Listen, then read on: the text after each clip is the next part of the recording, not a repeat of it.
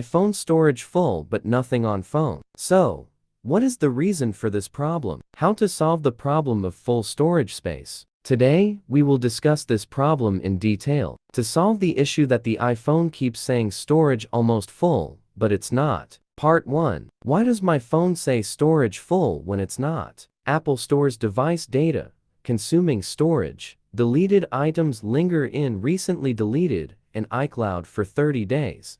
Installed apps accumulate, using storage. Clear cache and uninstall unused apps regularly. Part 2. How to fix iPhone storage full but nothing on phone.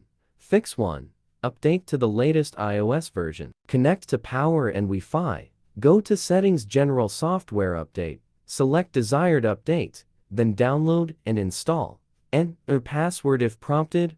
Click Install now. Fix 2. Delete old iCloud backup file. Connect to power and Wi-Fi. Go to Settings, General Software Update. Select Desired Update, then download and install. Enter password if prompted. Click Install now. Fix 3. Offload useless apps. Steps.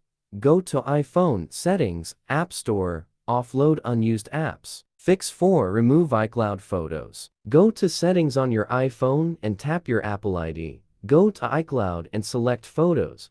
Turn off iCloud Photo Library to disable the feature. Fix 5. Reset iPhone and restore backup. Run iTunes on your computer. Connect iPhone via USB. Click device icon, then Backup now. Click Restore iPhone to factory settings. Afterward, click Restore Backup and select the backup you just made. Fix 6. Use iOS system repair software. If none of the methods introduced above solve your problem, then maybe you should try the ultimate solution to device problems, iOS system recovery. It is proven to be the best iOS system repair software that fixes system problems.